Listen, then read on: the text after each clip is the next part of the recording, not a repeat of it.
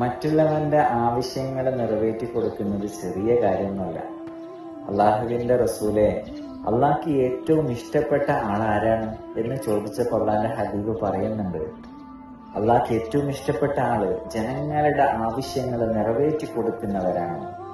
എന്നാൽ അള്ളാഹുവിന്റെ ഹബീബിനോട് മുന്തി ചോദിക്കുന്നുണ്ട്, അള്ളാഹ്ക്ക് ഏറ്റവും ഇഷ്ടപ്പെട്ട പ്രവൃത്തി എന്താണ് എന്ന് ചോദിക്കുമ്പോഴും അള്ളാഹുവിന്റെ ഹബീബ് പറയുന്നത്, മറ്റുള്ളവന്റെ പ്രയാസങ്ങള്, വിഷമങ്ങള്, ദുഃഖങ്ങള് തീർത്തു കൊടുക്കുന്നവരാണ്. മറ്റുള്ളവന്റെ ആവശ്യത്തിന് വേണ്ടി പ്രവർത്തിക്കുന്ന പ്രവർത്തനമാണ് അള്ളാഹ്ക്ക് ഏറ്റവും ഇഷ്ടപ്പെട്ടത് എന്ന് പറയുമ്പോൾ, മറ്റുള്ളവന്റെ കടങ്ങൾ തീർക്കാൻ, മറ്റുള്ളവന്റെ ദാരിദ്ര്യം തീർക്കാൻ വേണ്ടിയിട്ട് പ്രവർത്തിക്കുന്ന പ്രവർത്തനമാണ് ഏറ്റവും നല്ലത് എന്ന് റസൂലുള്ളാഹി തങ്ങൾ പഠിപ്പിക്കുന്നുണ്ട്.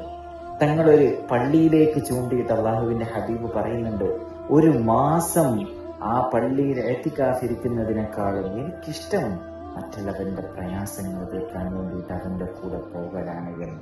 മറ്റൊരു ഹദീസിൽ കാണാം, ഒരു മനുഷ്യന്റെ പ്രയാസങ്ങൾ തീർക്കാൻ അല്ലെങ്കിൽ ആവശ്യങ്ങൾ നിറവേറ്റി കൊടുക്കാൻ വേണ്ടിയിട്ട് അവന്റെ കൂടെ പോവുകയും അത് നിറവേറ്റി കൊടുക്കുകയും ചെയ്യുകയാണെങ്കിൽ എല്ലാവരും പേടിച്ചിരിക്കുന്ന സമയമായ ഖിയാമത്ത് നാളിൽ അള്ളാഹു അവൻക്ക് സഹായിയായി ഉണ്ടാകുമെന്ന്. മുഅ്മിനീങ്ങളെ ഒന്ന് ആലോചിച്ച് നോക്കിയേ, നമ്മുടെ ജീവിതത്തിന് അർത്ഥം കിട്ടണമെങ്കിൽ, നമ്മൾ മരിച്ചിട്ട് നമ്മൾ ജീവിക്കണമെങ്കിൽ മറ്റുള്ളവനെ സഹായിക്കാനുള്ള ഒരു മനസ്സ് നമുക്കുണ്ടാവണം. ഒരു സെൽഫിഷ് ജീവിതം നമുക്ക് ഉണ്ടാകരുത്. മറ്റുള്ളവന്റെ പ്രയാസങ്ങൾ നമ്മുടെ പ്രയാസങ്ങളായി മനസ്സിലാക്കിയിട്ട് അത് തീർത്തു കൊടുക്കാനും അത് പരിഹരിച്ചു കൊടുക്കാനും നമുക്ക് കഴിയണം.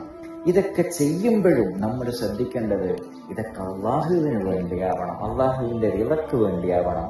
അല്ലാതെ അവന്റെ പോക്കറ്റിലുള്ള പൈസയെ പ്രതീക്ഷിച്ചിട്ടോ അല്ലെങ്കിൽ ആളുകളുടെ ഇടയിൽ ഒരു സഹായിയാണെന്നുള്ള പേര് പ്രതീക്ഷിച്ചിട്ടോ ആവരുത്. അള്ളാഹു മനസ്സിലാക്കാൻ വേണ്ടി തൗഫീക്ക് നൽകട്ടെ.